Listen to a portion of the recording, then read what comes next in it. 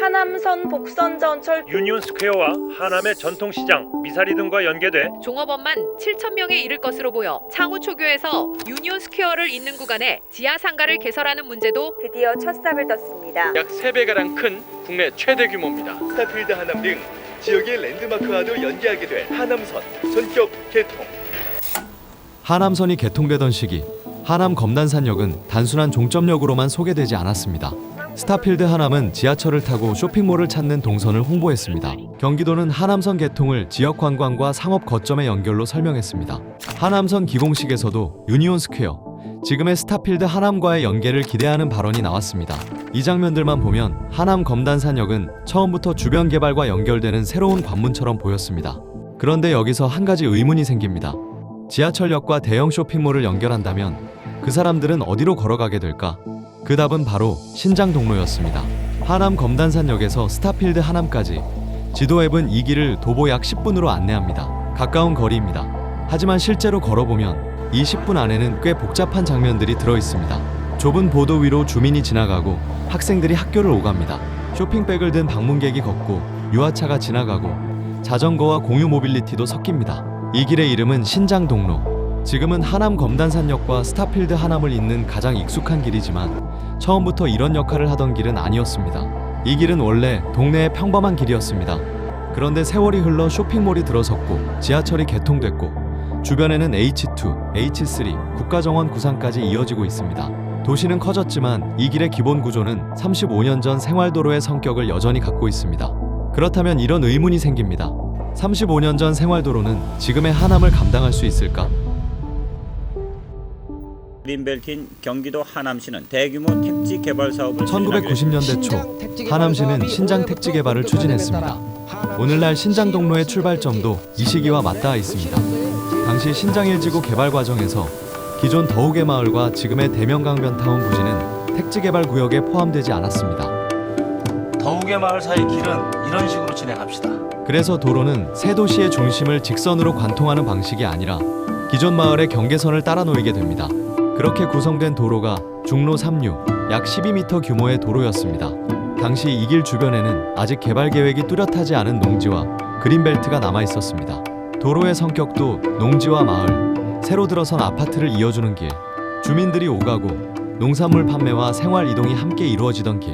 말하자면 신장동로는 광역 방문객을 위한 길이 아니라 생활권 안에서 자연스럽게 쓰이던 도로였습니다. 하지만 이후 이 길 주변의 도시 기능은 크게 달라지기 시작합니다. 2000년대 이후 이 일대에는 대규모 아파트 주거지가 자리 잡았습니다.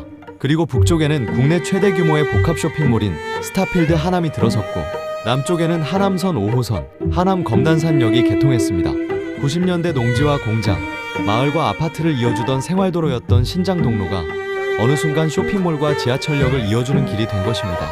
그런데 이 문제는 완전히 예상하지 못한 문제는 아니었습니다. 당시 유니온 스퀘어, 지금의 스타필드 하남 개발 논의로 돌아가 보면 지하철역과 쇼핑몰을 연결하는 방안은 이미 검토되고 있었습니다.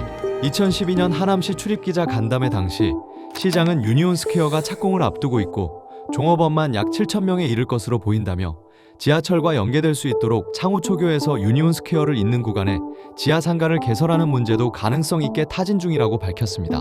초기 구상에서는 지금 스타필드 하남의 지상 주차장으로 쓰이는 부지에 신세계 백화점이 자리 잡고 스타필드 본시설과 입체적으로 연결되는 구조가 검토됐던 것으로 보입니다.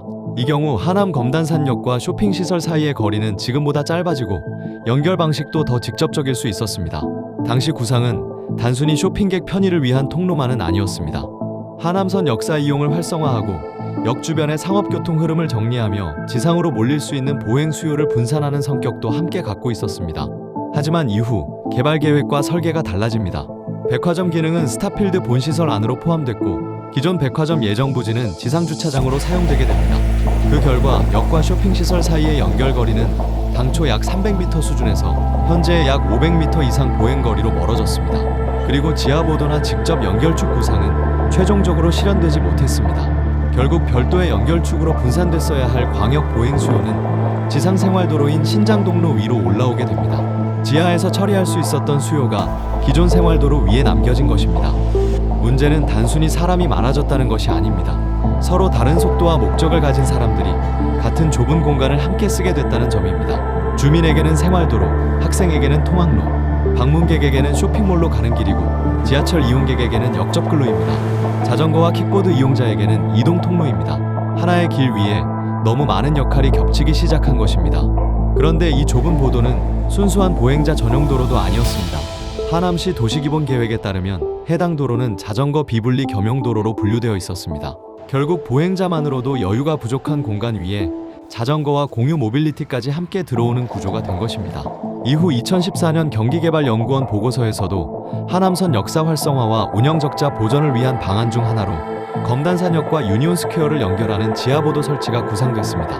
2019년 하남시는 하남 검단산역 개통을 앞두고 역사 활성화 TF팀을 꾸렸습니다.